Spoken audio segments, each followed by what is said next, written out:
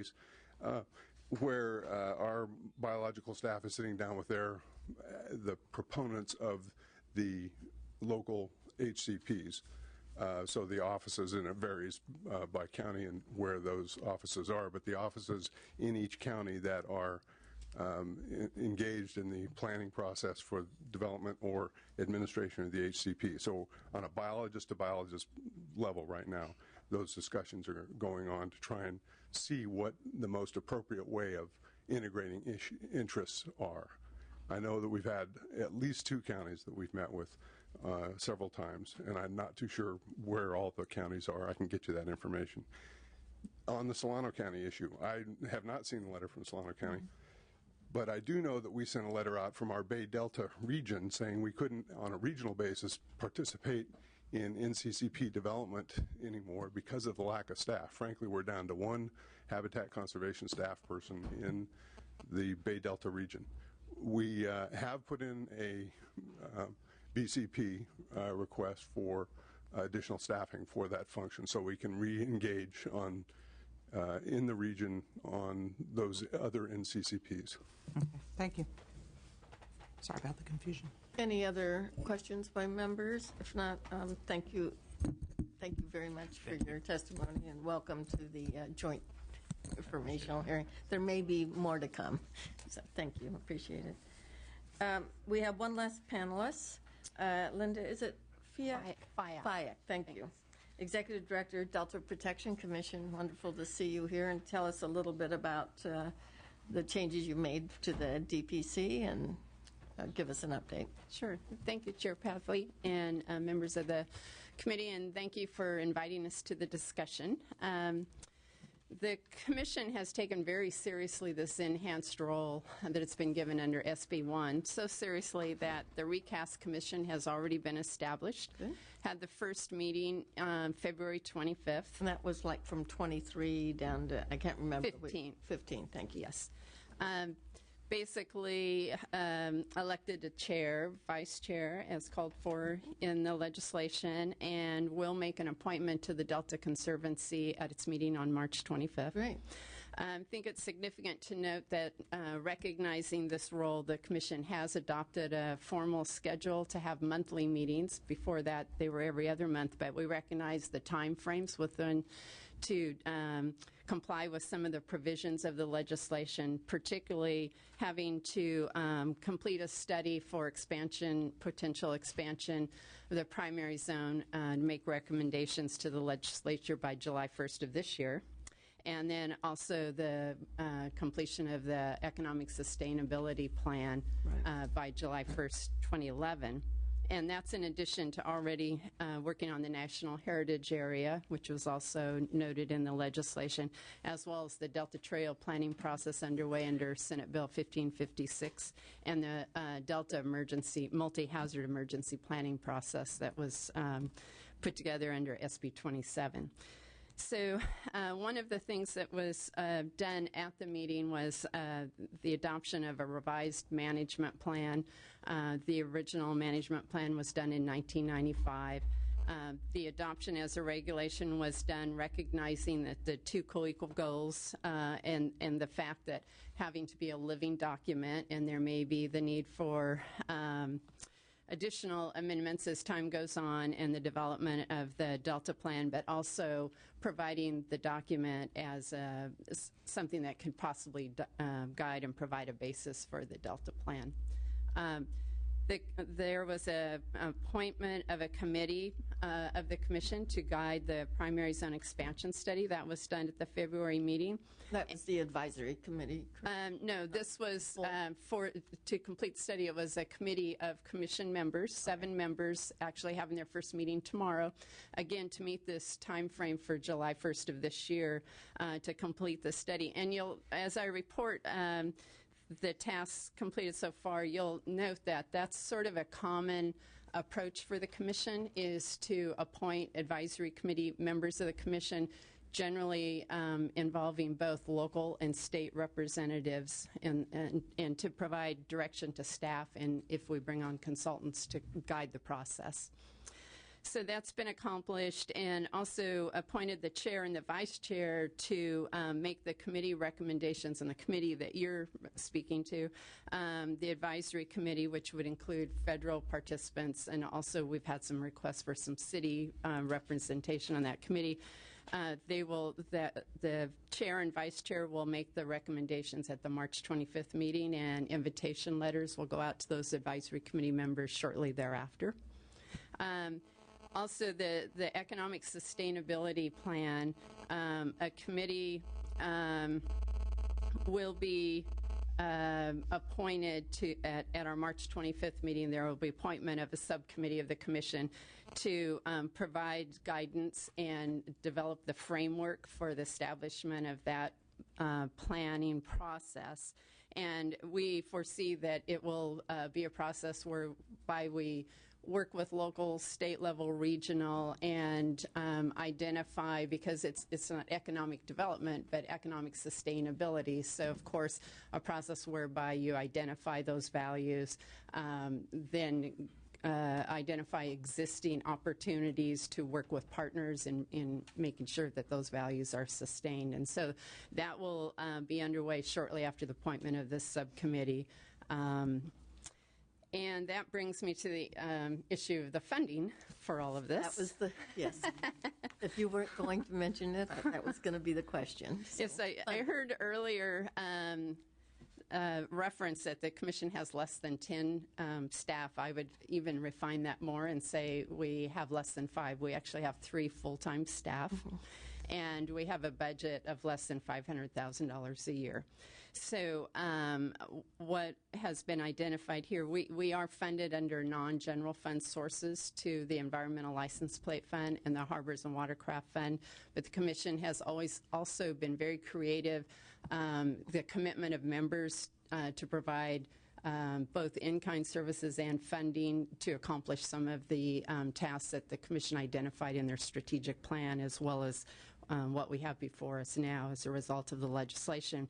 So the proposal currently is that the budget be augmented to provide for additional staffing.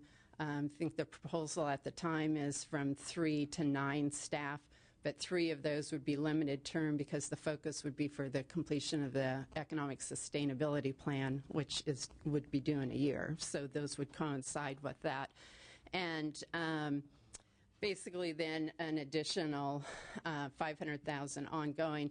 That source of funding would again be non-general fund. It'd be from the Environmental License Plate Fund, and we're being told by Department of Finance that there is substantial funding due to some increases that were done back, I guess, from $40 to $48 to get a license plate. And so they feel very confident that the funding is there to support that budget. So, again, it would be non-general fund sources. And I just wanted to stress that the Commission has been very creative and taken very serious the role it's had to date in the Delta. And I mentioned the strategic plan that was adopted in 2006. It's a 5-year business plan through 2011, which really coincides with this process, actually, and really has accomplished some things in the form of grants and providing services for reimbursement. But really, this funding is needed to take on these enhanced roles. But the Commission does feel very important that, or it takes very seriously that they are the appropriate entity to fulfill these tasks that's been provided under this legislation. Yeah, thank you very much, and congratulations for getting out in front of this. And I'd forgotten how many things we had put on your agenda, reevaluating primary and secondary zones and the list of other ones. You two are from the Delta? So yes, Madam Chair, thank you very much. Linda, I just want to say that it's probably not much of a secret that some of us around this committee table were not big fans of the legislation that went forward, but I do think one of the strong points of the legislation was the streamlining but strengthening of the Delta Protection Commission. I think it's done an excellent job since its inception in 1992, And I do want to actually take this opportunity to publicly thank you for all of your hard work. We, in interest of full disclosure, we go back to Yolo County days, and I was sad to see you leave Yolo County, but it looked like, you came over to the state, and then I came over to the state. So we did get a chance to continue our work. I don't know how public that other activity is, but what I wanted to ask you is, do you foresee being able to manage all of this additional workload with some of the changes that are forecast for the staffing and how that's going to play out for the Delta Protection Commission to do its work? Thank you for the question. We actually feel very confident just in seeing some of the other processes that we've been able to carry out. For example, the Delta Trail process. That as well came with no funding and no additional staffing, but we were able, it's well on its way now. We were successful in getting some grant funds to make that happen and bring on some creative staffing in the way of graduate students and that type. So, and the Commission is very good about providing in-kind services when it's necessary. Of course, that said, everyone is challenged with budget these days, and so that's also a challenge for those members that had previously provided support to the Commission. But we do feel confident, and we've been able to bring on some consultant services with funding that we've been made available through our program streamlining. Some measures that to these larger agencies seem minor, but to us, when you start doing things electronic instead of mail-out agendas, just those kinds of things, we were able to do significant savings and to allow us to then get some of these grant programs underway. One follow-up question. I know that the DPC just recently, as you mentioned, adopted its new management plan, and how all of that hard work that led to the development and now the adoption of the management plan, how is that going to change or be obviated by now the development of the Delta plan? Have any of those kinds of discussions taken place? It's probably a little bit too early in your new streamlined fashion, but again, there's been a lot of work done in and around and on behalf of the Delta in the past, and I see a lot of what DPC has been able to accomplish is foundational. All the other conservancies and councils and all the rest have to play a little catch-up, I think. Actually, with reference to the management plan, with reference to the management plan, actually, when the Commission adopted its strategic plan back in 2006, as I explained, it was a business guide, really the recognition that the Commission wanted to actually become a forum and more of provide opportunities for interaction in the Delta as well as its land use authority. So one of the first identifications in that process was to give priority to the update of the management plan. So we did have some in-kind contributions from the members, DWR, Yolo County, and others. And as a result of that, the time frame was about the same time that Delta Vision process was beginning. So throughout that process, Delta Vision was recognized, and we've followed that very closely and tried to engage. We had an advisory committee that had all of the state representatives on the Commission included in that advisory committee. Very transparent process, lots of workshops. And so I guess in summary of that, we did it not isolated from the recognition that the Delta planning process would be underway, and we're really hoping that some of what we did would lay the groundwork and provide some input for the creation of the Delta plan. And again, recognizing that our plan is a living document that will also the other way will have to be amended and adopted as the Delta plan process is completed. Senator Wolk? I just have one question. Linda, what has been the DPC's experience with the BDCP? And, in order to participate fully in what's happening, because it will impact you, obviously, how do you see that relationship evolving or changing? To date, the Commission has provided comments to the BDCP process relative to the policies of our management plan. As all of you know, the management plan is adopted in local government general plans.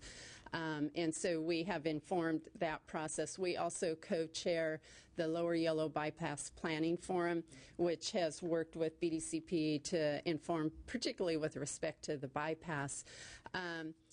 But also, regularly on our agendas, we have had updates from BDCP. Now, often those updates are just a link to the website of BDCP, but the latest documents or the latest meetings that have taken place.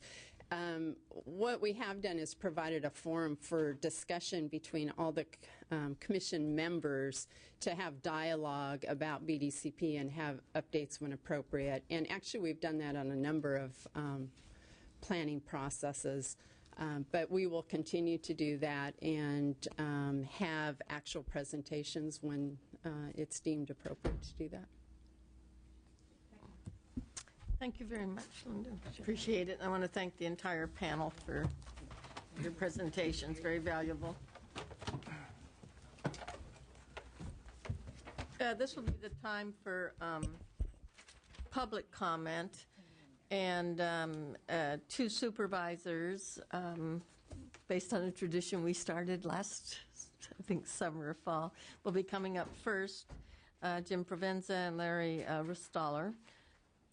Welcome, gentlemen. And they will, yes, be coming up at the table here. They are going to share between them 5 minutes. Other people who are planning to stay for public comments, you'll be given up to 2 minutes.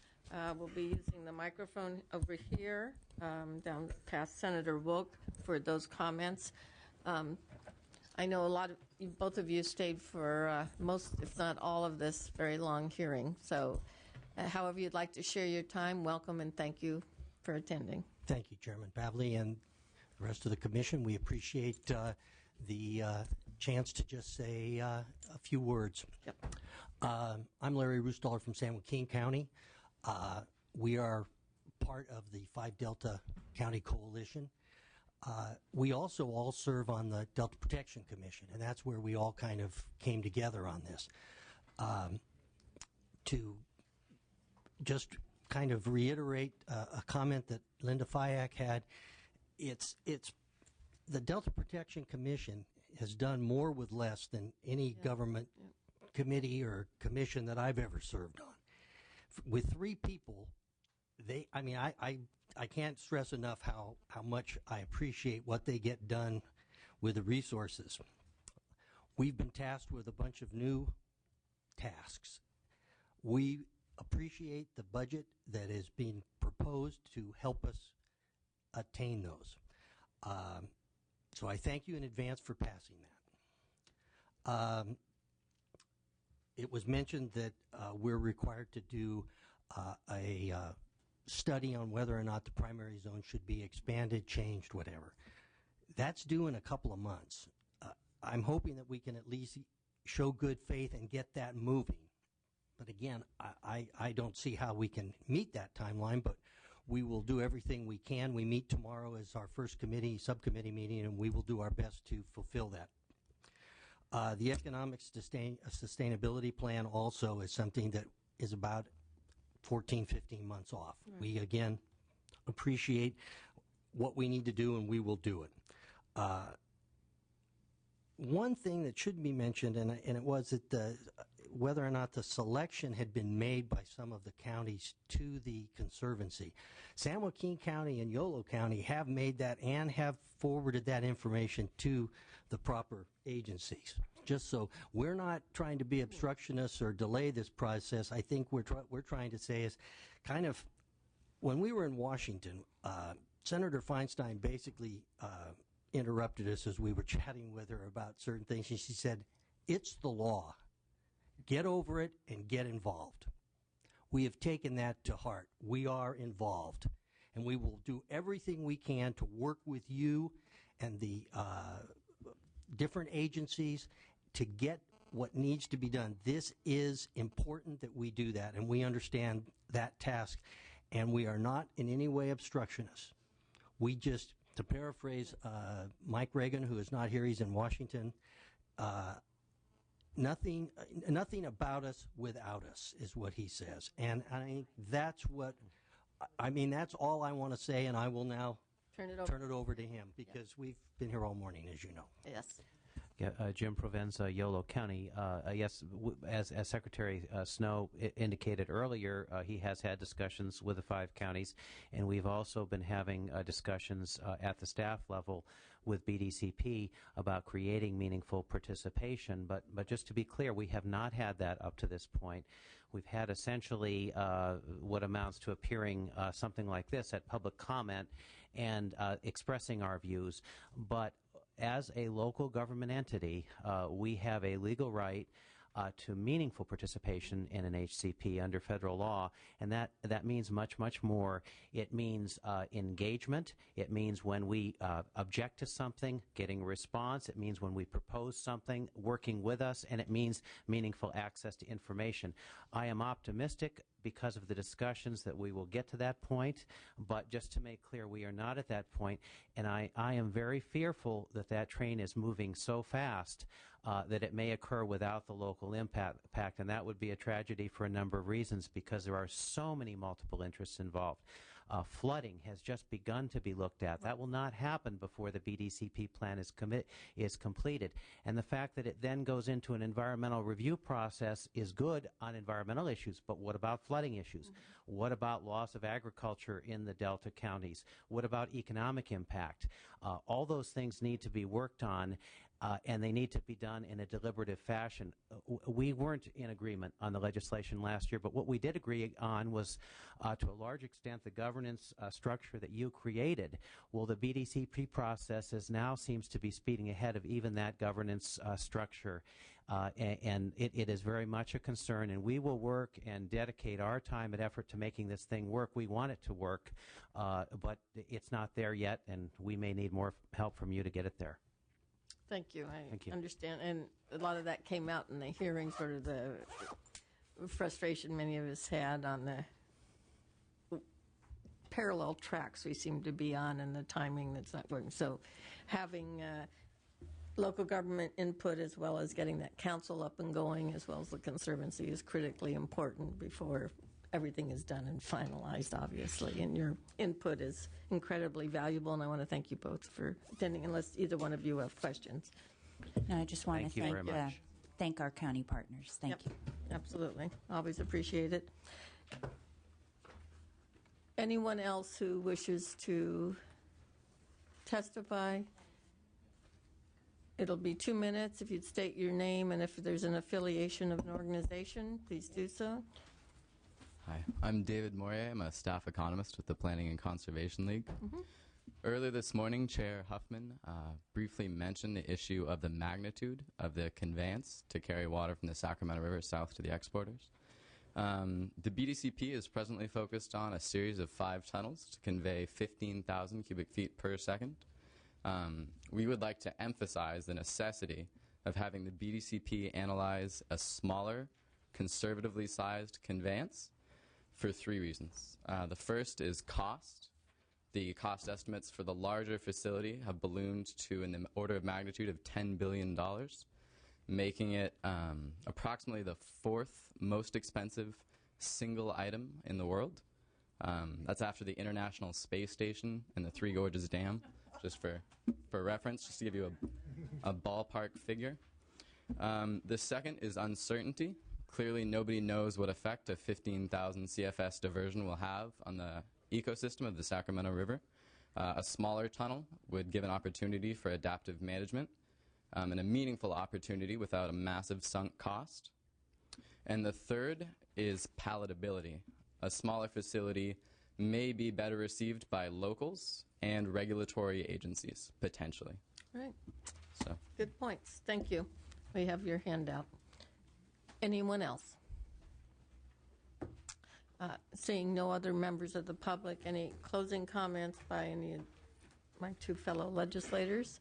If not, I want to thank people in the audience who Yes. stayed so long. I want to thank you gave up I did all your actually, time to attend the Chair entire hearing. Havli, if I may, Sure. it is my hope that you as chair on the Senate side and the chair of the Assembly side will take into consideration, take to heart. A lot of what I heard today was that all of these different agencies are talking to the counties individually, talking to them as a group, that if we were to give a glimmer of hope that we would include the local government viewpoint as an integral part rather than as an afterthought to these hearings, I would be hopeful, much more hopeful going forward. It is the law. Feinstein is correct. But it doesn't mean that things are over by any means. And so I hope that we will see that. That would be something I would make as a request. Well, the definition of meaningful input, not just on public comments after the decisions have already been discussed and made. Former county supervisor, I find it appreciate pretty that as disgraceful. well. Madam Chair, do you Yeah. plan to have other oversight hearings? Yes, I was talking to Assemblymember Huffman. We think it's important on this one to do one or two more as it moves through the process. We heard what was said today. Where are they going? So, yes. Yeah, I think the concern that I felt strongly about, I feel strongly about, is the notion of, one, transparency, and two, the independence, whether this council is going to be truly independent, let alone whether it has the powers that it needs to compel agencies to act differently. I mean, right now, it's reversed. The agencies are driving the train. Right. The timing of the appointment process on the council so that all decisions aren't made prior to the. And the in-stream flow issue is critically important. So, all right, thank you very much. Have a good afternoon, everyone.